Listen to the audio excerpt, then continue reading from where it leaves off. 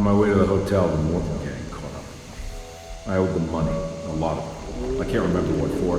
Probably some dumb gambling debt growing in size for each payment missed. I punched one of them out, and I sent the others packing. It was a stupid move. They'd be back.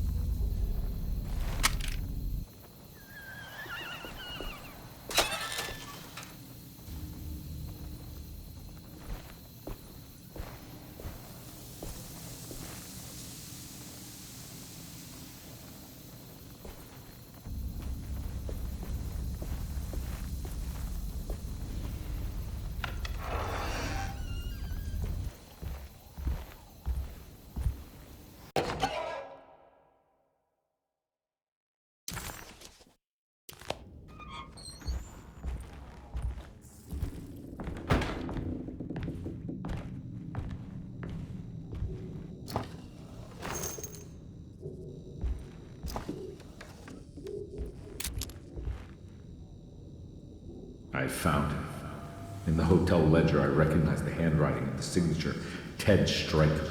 It was him. I could feel it. It was the kidnapper I was hunting. I put on my knuckles and hurried up to his room.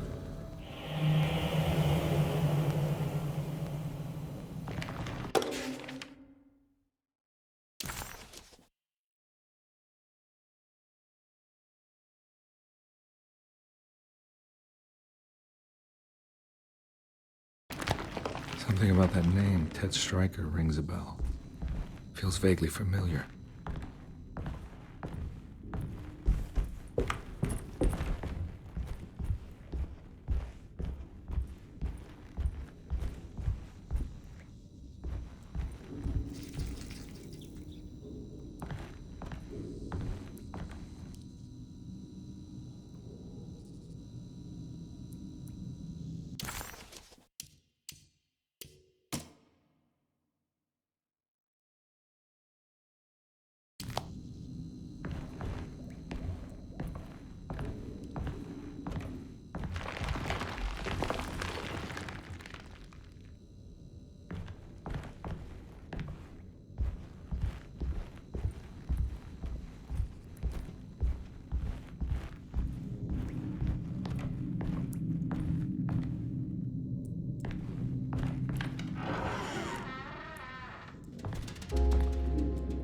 recognize this room. But I didn't catch up with them here. I must have followed them. But where?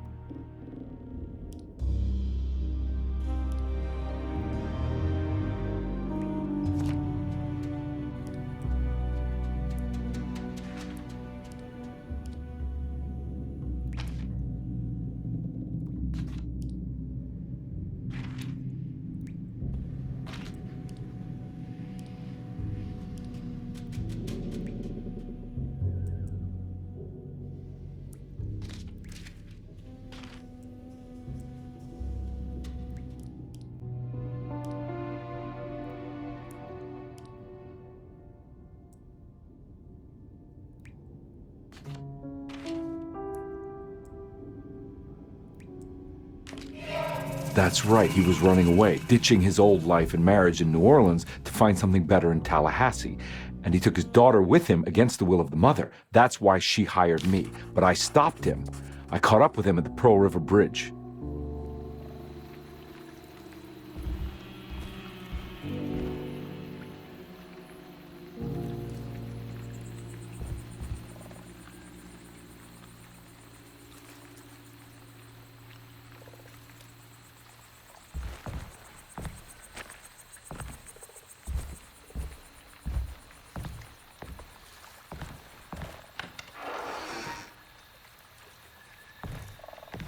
Pearl River. This is where I caught up with them. This is what the Dark Man wanted me to revisit. But I'm still not seeing it. What am I forgetting?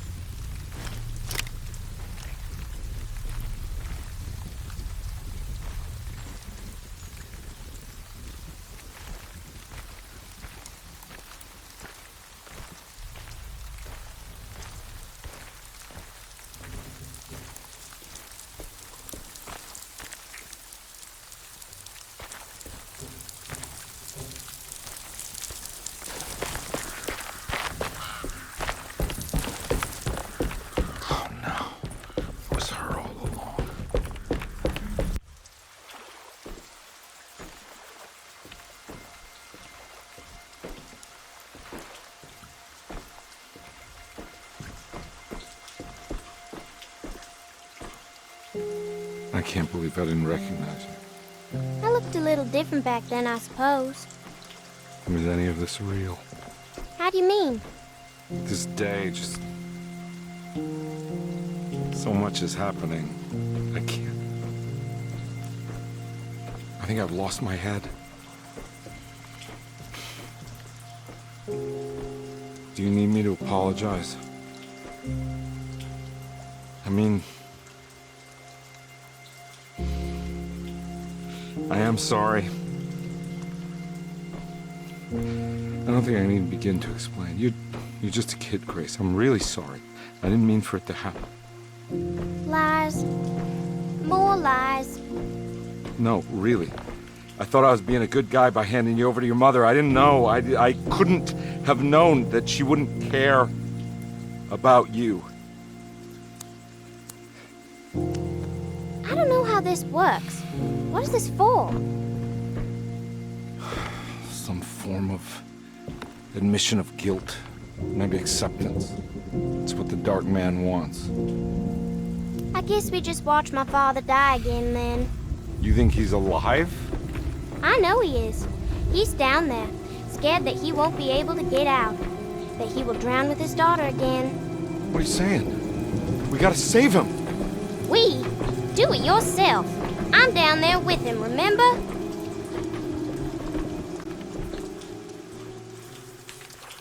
Can I really save them? This all happened so long ago. I have to find a way to get down there. I have to see it with my own eyes. There was a boat at the house where I entered. If I can raise the bridge, I should be able to get to the car.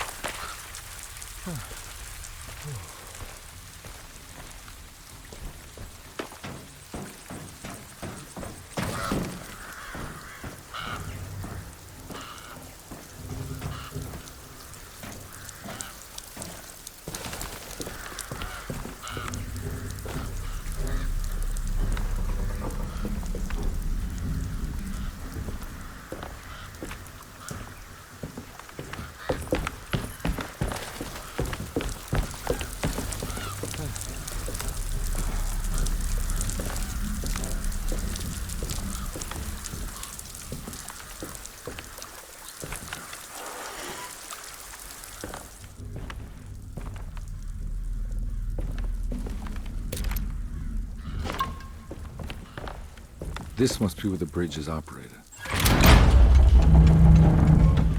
Nothing's happening. It's like something's holding it back.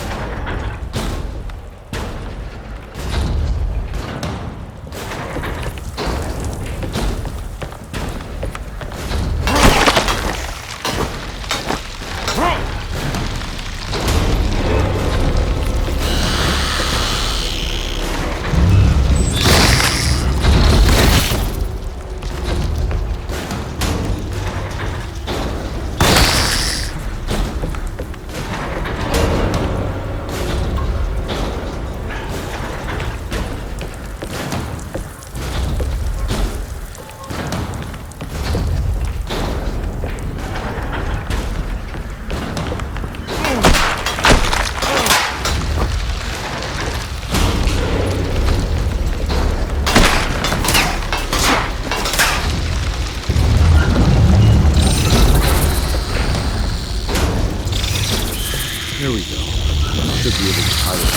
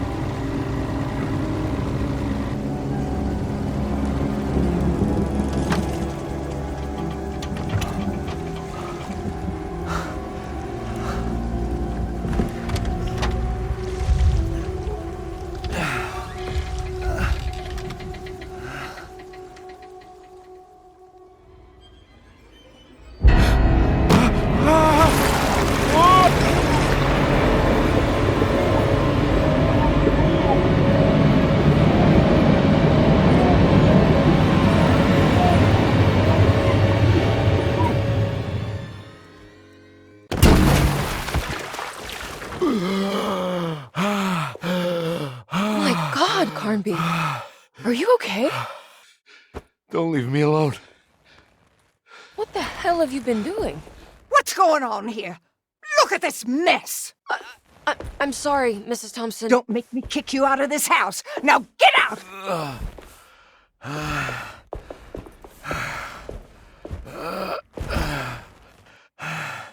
Hey, Detective. Mr. Carnby. I'm really worried about you.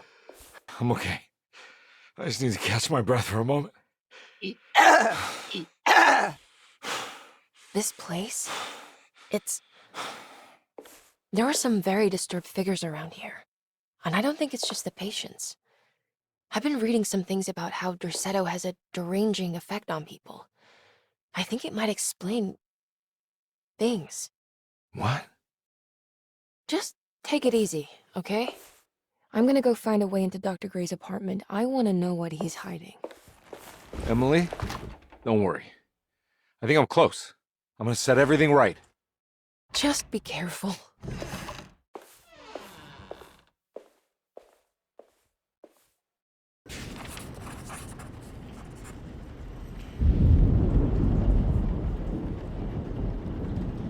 Carnby had run their car off the bridge. He pulled Grace out of the sinking car, but left her father to drown. He could have saved him. There was time. He just chose not to. Instead, he took Grace back to New Orleans and collected his paycheck.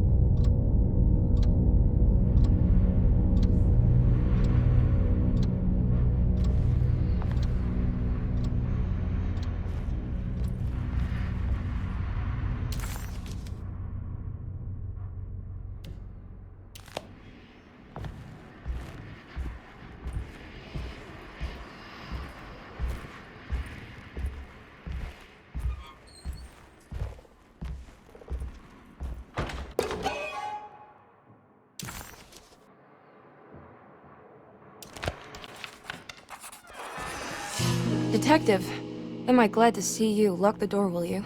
I don't think Dr. Gray would appreciate us snooping around. What's going on here? This feels so strange.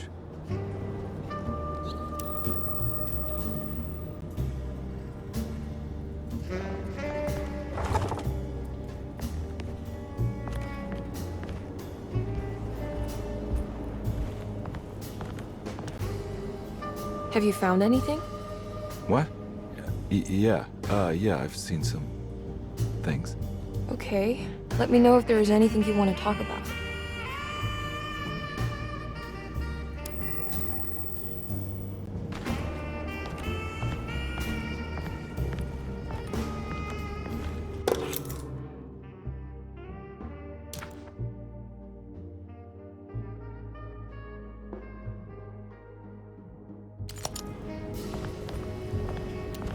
There's a book missing.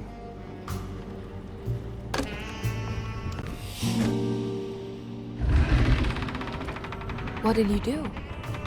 I was just rearranging the books. Well, come on, let's check it out.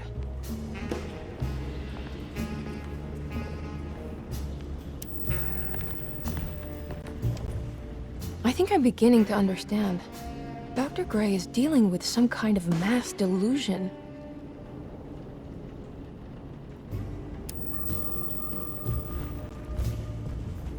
That mark on the floor looks like talisman positions, but from which direction should I look at it?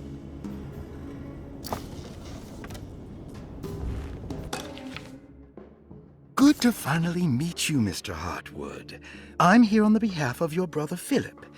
You were expecting me, weren't you? Yes. You're from Derceto, no? That's right.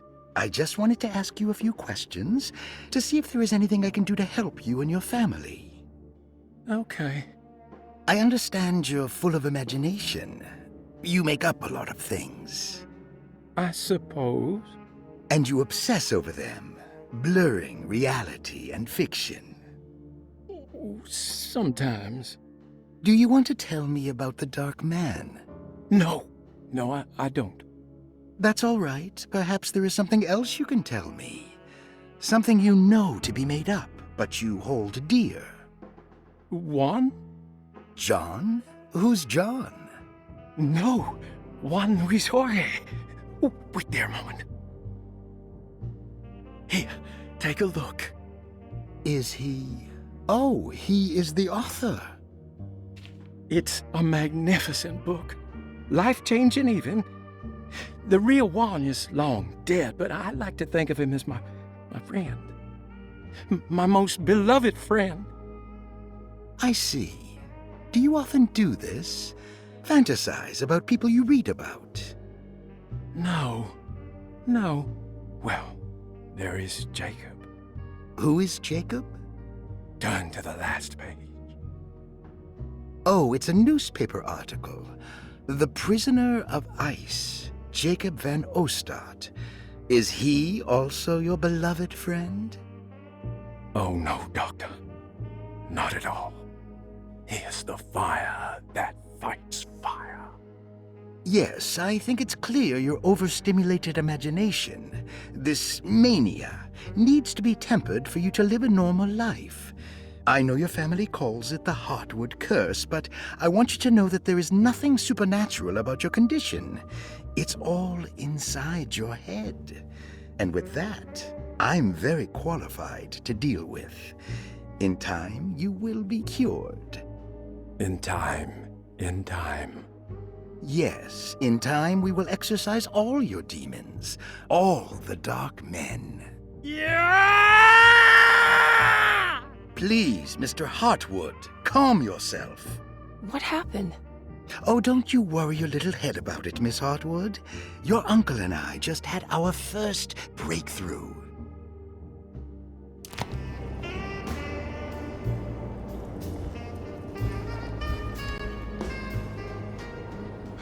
What were you saying about mass delusion? Derceto seems to have a deranging effect on people living close by. It has a history of creating cults devoted to some nature goddess.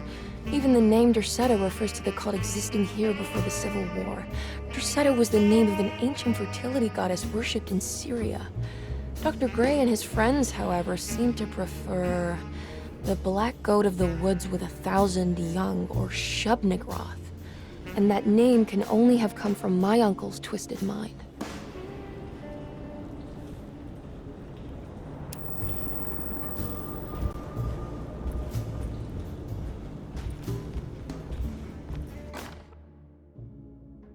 The Snake Dagger, a monograph by Yael Klein.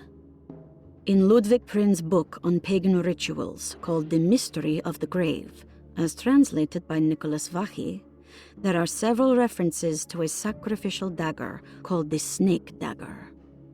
It has long been thought of as a poor translation of the original text, that it would be more appropriate with worm dagger from the Latin vermis cultrum. This seems natural following the recent consensus that the original title of Prin's book, De Vermis Mysteris, should literally translate to the mystery of the worm. However, this would take away from Vachy's great effort at translating the underlying meaning of the words and revealing several cultural beliefs. While Prin certainly was using the term worm as a symbol or synecdoche for death and the dead, which is made clear by the contents of the book, in the case of the dagger, we shouldn't be too hasty to dismiss his translation. Reading through Vachy's correspondence with his patron, it appears that he had more than just the Latin text at his disposal. Vahi had dug up Prin's living relatives and uncovered several cross-referenced historical texts and an actual snake dagger. The dagger was dated to the early Middle Kingdom of Egypt and had such a clear shape of a wave that Vahi considered calling it the sinusoidal blade. Knowing the full story, it seems prudent that he chose to translate it as snake and not worm. There are several reasons why this choice of word helps us understand the pagans that Prin's book attempts to describe.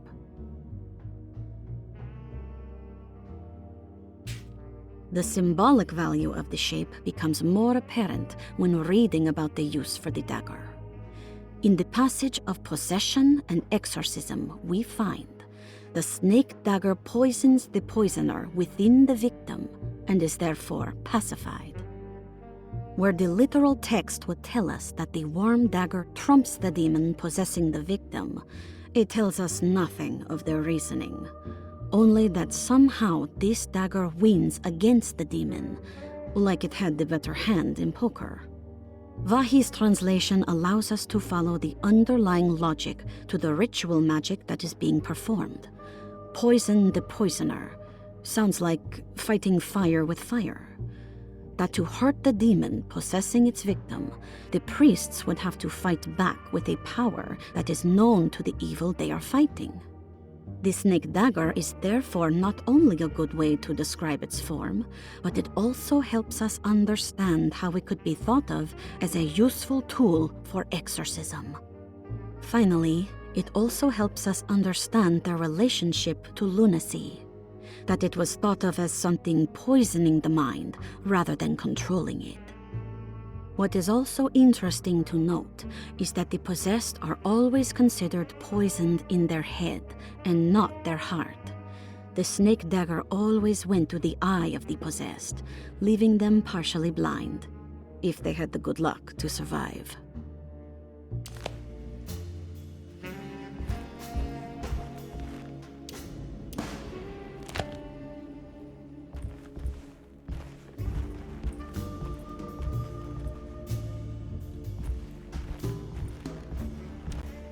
You think all of them are in this cult business? Even Jeremy? I'm not sure any of them have a choice at this point. We just need to find a way to stop all of this.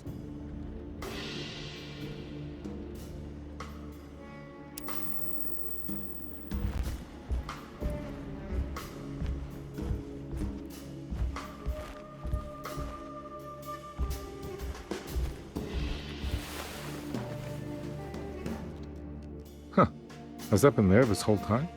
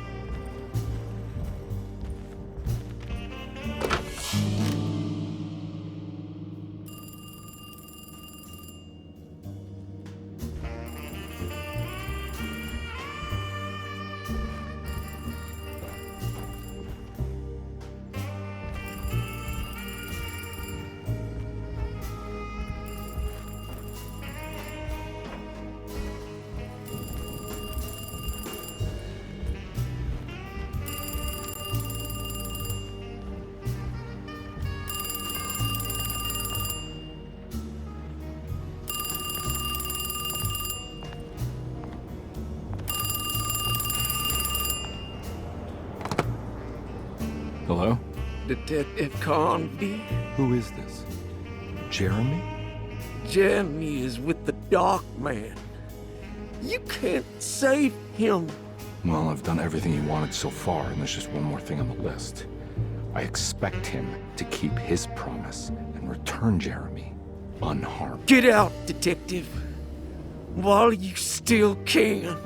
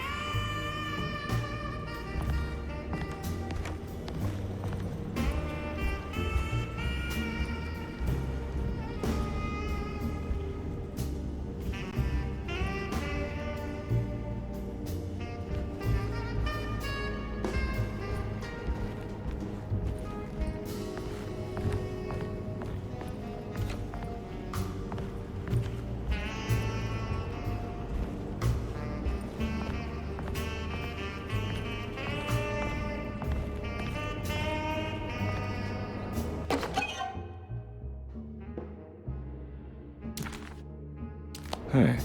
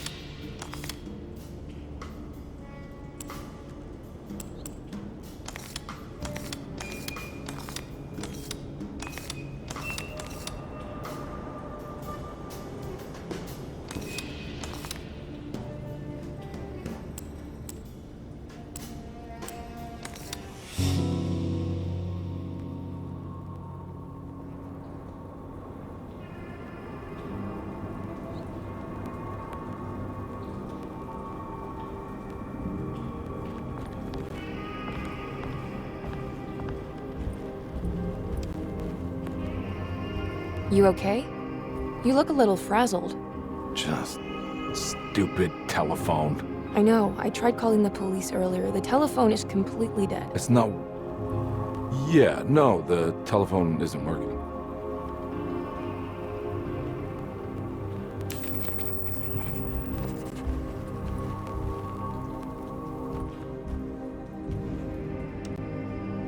Miss Hartwood, I think you're gonna want to see this.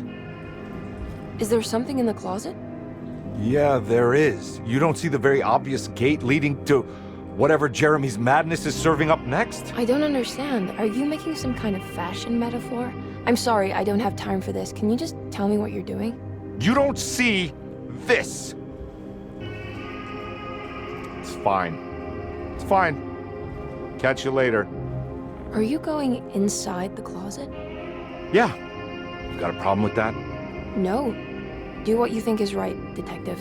Sorry, I didn't mean to. Goodbye, Miss Hartwood.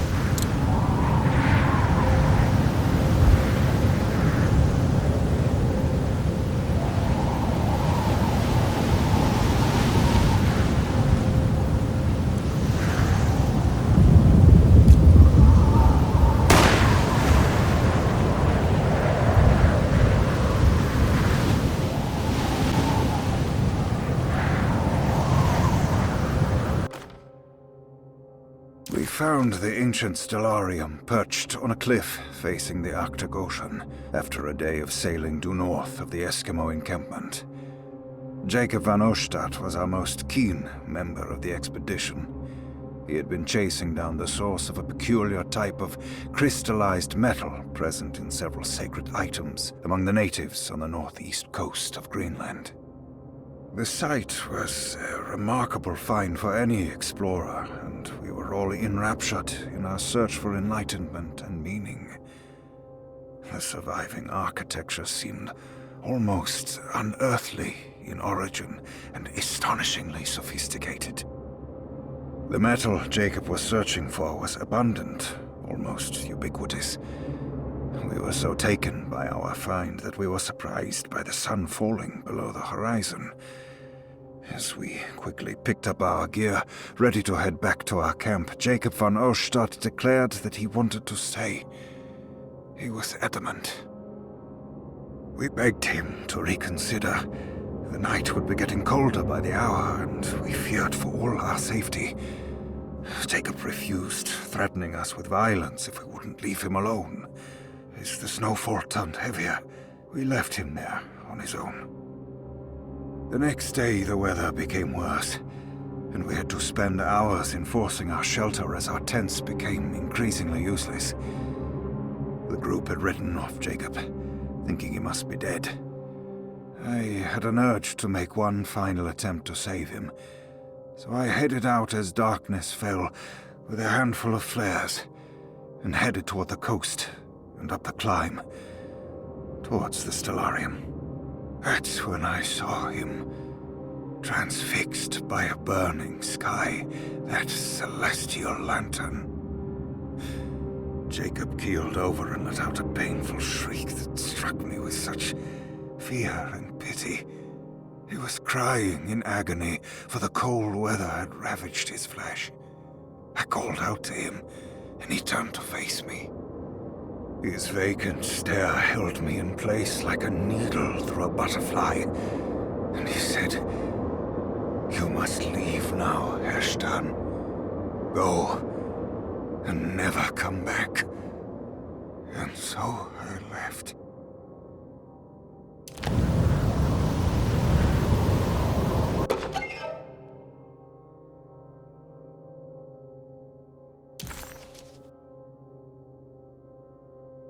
What can be said about Jacob van Ostadt without evoking contempt or apologia? The first piece of information is the obvious. He is not the explorer Jeremy idolized in his youth, but the figment of his imagination.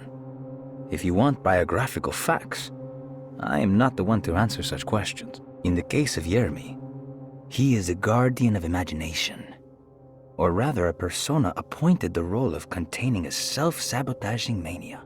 However useful Jacob once was, his loyalty to Jeremy has slowly been replaced by fanaticism. Like a firekeeper who has for decades been burnt by his own sacred flames, now does what he imagines the fire wants. Jeremy has lost all control over Jacob and suffers greatly because of him, but is admittedly also still invigorated by his labor. In the plainest of words, Jacob keeps Jeremy sick so he can remain Jeremy.